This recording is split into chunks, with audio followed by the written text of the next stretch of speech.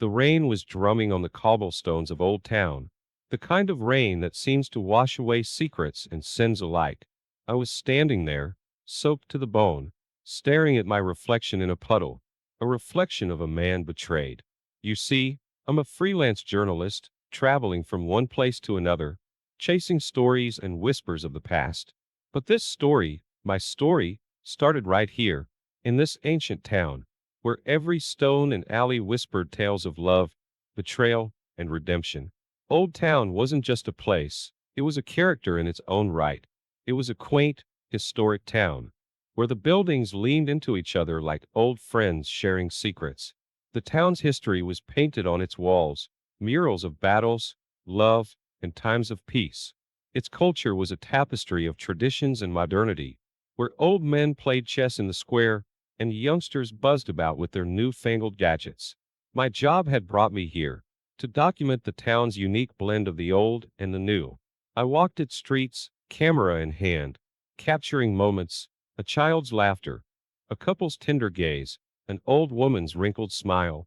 Yet, amidst all this, my own life was unraveling. I had just discovered a suggestive text on my wife's phone. From my boss, no less. It was like a sucker punch to the gut, unexpected and brutal. When I confronted her, she didn't even flinch. Cold and unapologetic, she admitted to the affair. I felt the ground slip away beneath me. Anger bubbled inside me like a storm. Revenge became my only solace. I started plotting against my boss, digging into his life, searching for something, anything, to bring him down. And that's when I found it, evidence of his illegal business dealings. It was perfect, a poetic justice. One evening, as I drowned my sorrows in a dimly lit bar, Mia walked into my life. She was like a breath of fresh air in a suffocating room. We talked, and it turned out she understood pain all too well. Mia, with her enigmatic smile and eyes that seemed to see right through me, became my unexpected ally. Meanwhile, the town was gearing up for its annual festival, a celebration of its history and culture. The streets were alive with music, dance, and the aroma of traditional foods. It was a stark contrast to the turmoil inside me. As I got closer to Mia, I realized she was more than just a shoulder to lean on. She was my partner in this dance of revenge. Together, we plotted to expose my boss, using the evidence I had gathered. But as we delved deeper, our relationship grew into something more. It was a dangerous game we were playing, mixing business with pleasure, revenge with romance. The town's festival reached its crescendo, mirroring the climax of our own story. The night was ablaze with fireworks, lighting up the sky, as if celebrating our impending victory. But just like the fleeting sparks, our triumph was short-lived. In a twist of fate, Mia's connection to my boss was revealed. She was his estranged daughter. It was a revelation that left me reeling. The town, with its age-old stories of love and betrayal, seemed to mock me. I was caught in a web of lies, deceit, and a love that was as complicated as the winding streets of Old Town. As the festival ended, so did my illusion of a simple revenge. My life, like the town, was a blend of the old and the new, past mistakes and future uncertainties. I stood there, amidst the fading music and laughter, realizing that revenge was a double-edged sword, and I, along with Mia, were just pawns in a much larger game, played by fate in the timeless streets of Old Town. Ever been to Venice in autumn? The city's like a grand old dame, cloaked in fog, her canals whispering stories of ancient intrigues and modern-day escapades. That's where I found myself, an itinerant journalist, always on the move, yet never escaping my own shadows. Venice, with her meandering waterways and secretive alleyways, was the perfect backdrop for my latest, most personal story. It all began when I met Mia. She was like a Venetian mask, elegant and enigmatic. We started seeing each other, and in her, I found an unexpected ally. She was smart, supportive, and understood the gnawing need for revenge that consumed me. My boss, the man who had betrayed me, was about to feel the sting of his own medicine. I had gathered enough evidence of his illegal activities, and, under the cover of Venice's misty cloak, I leaked it all. I was waiting for the explosion, for his empire to crumble.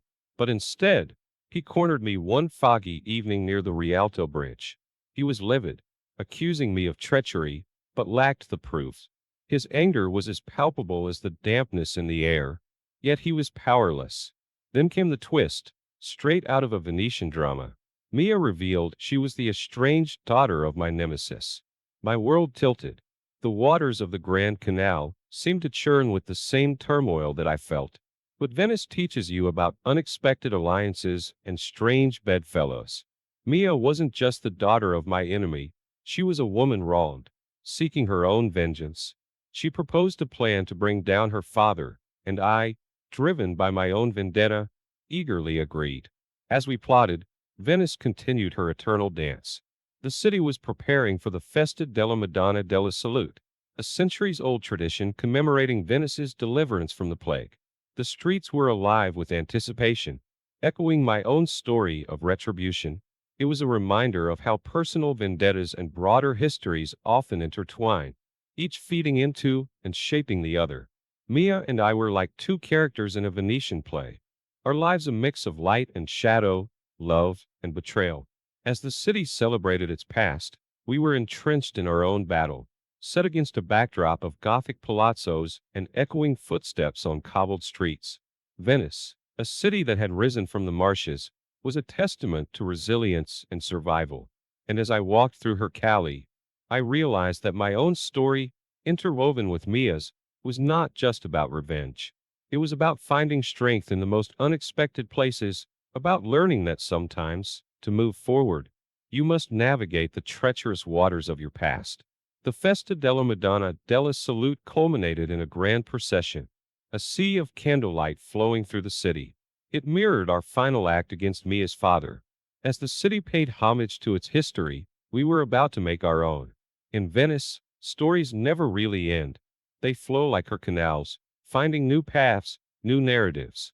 And as the city embraced its past and present in a luminous procession, Mia and I stepped into our future, uncertain, yet bound by a shared resolve to right the wrongs of our pasts, against the ever-present, watchful eyes of La Serenissima. The moment I heard the buzz of the airport, it struck me. This was it, the climax of a story that had started in the most mundane way. A cheating wife, a scheming boss, sounds like the setup to a bad movie, right? But here I was, in the thick of it, with Mia by my side, ready to turn the tables on the man who had turned my life upside down. We had just discovered that my boss was planning to flee the country with a fortune in embezzled money. It was like something out of a heist film, except there were no heroes in sharp suits, just me, a journalist turned avenger, and Mia, the estranged daughter of the man we were trying to expose. Our plan was bold, maybe even foolish. We were going to intercept him at the airport, expose him right there in front of everyone. But first, we needed more evidence, the kind that would seal his fate. So, we did what any desperate duo in our situation would do. We broke into his office. It was a scene straight out of a spy thriller, only clumsier. Sneaking through the corridors, ducking behind desks, parts pounding in our chests. And then, jackpot, documents that laid out his entire escape plan, plus evidence of other crimes he committed. It was like hitting the jackpot. If the jackpot was a trove of incriminating papers. In the midst of all this, my wife decided to make an appearance. She called, her voice crackling through the line, begging me to come back, promising she'd changed. But that ship had sailed, crashed, and sunk. I was a man on a mission, and nothing, not even the remnants of a broken marriage, could sway me. Just when we thought we'd gotten away with it, security showed up. There we were, caught in the lion's den, with nothing but our wits to save us. But as luck, or maybe fate, would have it, we managed a narrow escape, slipping through their fingers like shadows in the night. As we sped away from the scene, I couldn't help but reflect on the absurdity of it all. Here I was, a journalist, used to being the observer, not the participant. Yet, here I was, living out a story that was part thriller, part drama, and completely insane. The city buzzed around us, oblivious to the drama unfolding in its midst. It was a city of stories, each corner a different narrative, each street a different chapter. And now, Mia and I were part of its tapestry, our story woven into its fabric. As we prepared for our final act at the airport, I realized how intertwined our lives are with the places we inhabit. The city wasn't just a backdrop to our story, it was a character, its rhythm influencing our every move, its energy fueling our resolve. So, there we were, two unlikely Avengers, set against the backdrop of a city that never sleeps, about to take down a man who thought he could play us all. It was a story of betrayal and revenge, of love lost and alliances found. And as the city lights twinkled in the distance, I knew that no matter how this ended, it was a story I would never forget. The sun was setting over Barcelona, painting the sky in hues of fiery orange and gentle purple, as if the city itself was in on the conspiracy unfolding beneath its watch. You know how they say every city has a soul? Well, Barcelona's is a mix of old world charm and modern hustle, the perfect setting for a tale of intrigue and betrayal, my tale. I'm a journalist, more used to chasing stories than being part of them. But life, like the winding streets of Barcelona, often leads you down unexpected paths. Mia and I were in the thick of it, unraveling a plot that would make the most seasoned spy raise an eyebrow. It all started when we realized we were being followed. There's a certain thrill in being chased, but this was no game. The narrow, shadowy alleys of Barcelona's Gothic quarter became our maze, as we tried to shake off our unknown pursuer. Then, out of nowhere, a mysterious informant reached out. An offer of crucial information about my boss, the man whose downfall Mia and I were plotting. The informant's voice was a whisper over the phone, promising revelations.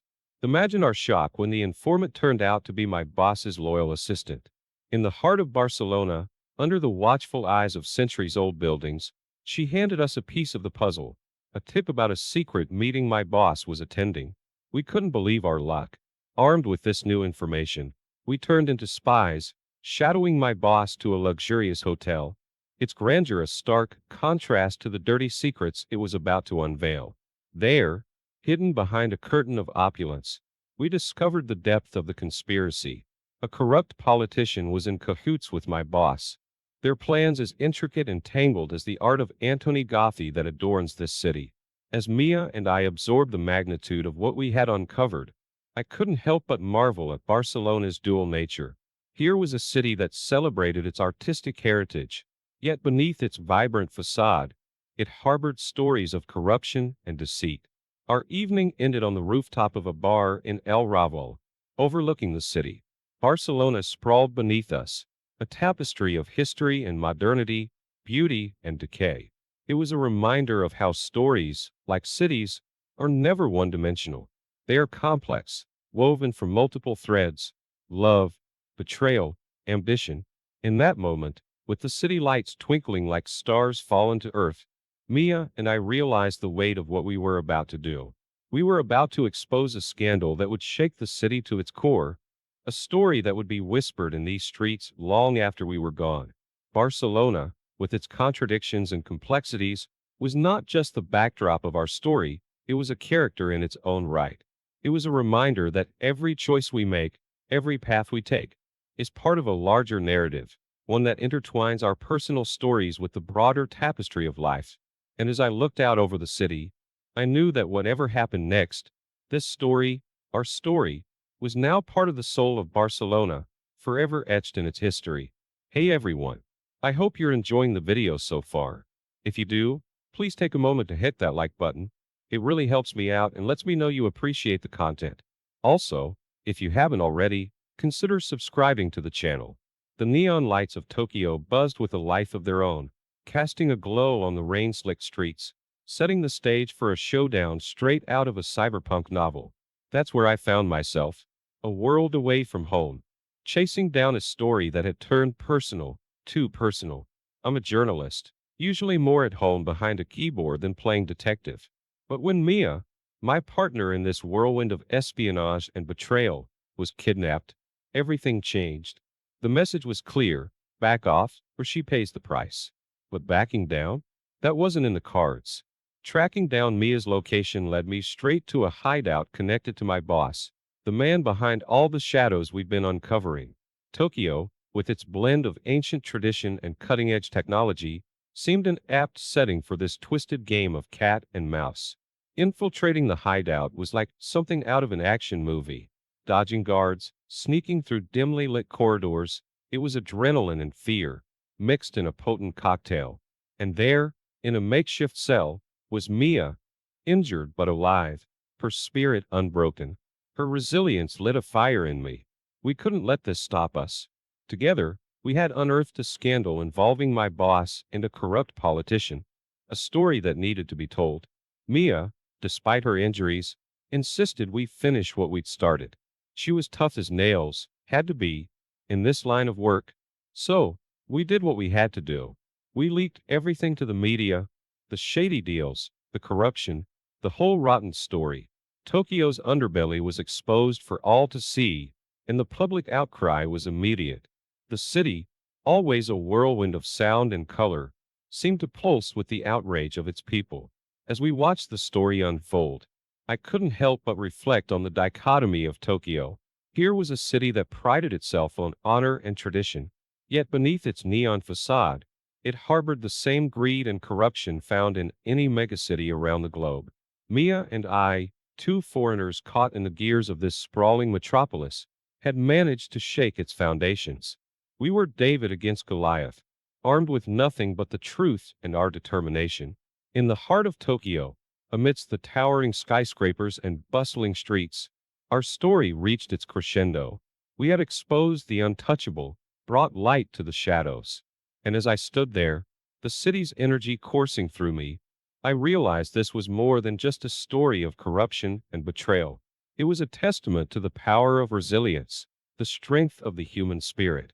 Tokyo, a city that never sleeps, was a witness to our battle, a silent ally in our quest for justice. And as the story made its way across the world, I knew that our fight in this neon jumble was just a small part of a larger narrative, a tapestry of stories that make up the human experience. So there we were, Mia and I, standing against the backdrop of Tokyo, battered but not broken. We had taken on giants and lived to tell the tale. And as the city lights shimmered in the rain, reflecting the complexity and beauty of life, I knew that this chapter of our story was one that would stay with me forever, a reminder of the fight, the pain, and the triumph that is all part of the dance of life. You know how sometimes life feels like you're a character in a high-stakes thriller, but without any cool background music? That was me, right there in the midst of Lisbon's cobbled streets and ancient trams, with a story that could easily make headlines. I'm just a regular guy, a journalist, who's seen more airports than I care to remember. But Lisbon, oh man, Lisbon was different. It was like stepping into a time machine, where every winding alley whispered tales of explorers, revolutionaries, and poets. Yet, here I was, about to face off in a modern-day showdown. My boss, the guy who turned my life into a living nightmare, was on the edge. He'd been planning to flee the country, using a private airfield just outside Lisbon. The plan was to intercept him, Mia and I against the world. Sounds like a plot from a spy movie, right? We geared up, feeling like amateur spies, our nerves jangling with anticipation, but as we raced through the streets, something went horribly wrong. We were ambushed. It was like a scene straight out of an action movie, screeching tires, flying bullets, heart-stopping fear. The chase through Lisbon's historic avenues was insane. Past the Bullen Tower, over the 25 d'Abril Bridge, it was a high-speed dance with death. And then, boom, a fiery crash, a twisted mess of metal and smoke. By some miracle, we crawled out, parts pounding, lives intact. But then came the plot twist. The crashed car. It belonged to my wife, the same woman who'd betrayed me. She'd been following me, desperate to win me back. The irony was almost laughable. Almost. Lisbon, with its history of maritime conquests and revolutions, was now the backdrop for my personal drama. As my wife lay there, injured and betrayed, she dropped a bombshell. She'd been working for my boss all along, spying on me. The moment was surreal. There in the shadow of Lisbon's ancient structures, the city that had seen more than its fair share of treachery and pain, my personal life, tangled up in a web of deceit, was playing out in this city of father music and melancholic beauty. We couldn't stay, not with everything at stake. So, we left her there, her cries of betrayal echoing off the stone walls. It was cold, harsh, but necessary. We had to reach the airfield before it was too late. As we raced away, the city of Lisbon seemed to watch us, its colorful tiles and narrow lanes a silent witness to our desperation. This city, which had welcomed explorers returning from unknown lands, was now the stage for our pursuit of truth and justice. In that moment, the story of Lisbon and my own were intertwined. It was a reminder that personal battles are fought against the backdrop of greater histories, each individual story a thread in the rich tapestry of time. So there we were, Mia and I, speeding towards a showdown at an airfield, with the soul of Lisbon echoing in our ears. This city, a blend of the old and the new, was the perfect setting for our story of betrayal, love, and revenge. And as the city lights faded behind us, I knew that this chapter, set in the heart of Portugal, would be one for the books. Never thought I'd end up in a Mexican standoff at an abandoned airfield outside Prague, a city as ancient as the secrets it keeps. But here I was, gun in hand, facing the man who'd made my life a living hell. My name's Jack, by the way, a journalist who's seen more than his fair share of trouble, but nothing quite like this. Prague, with its Gothic spires and shadowy alleys, had always been a place of mystery and intrigue to me. Its streets whispered tales of kings and rebels, artists and spies. And now, it was the backdrop to my own personal drama.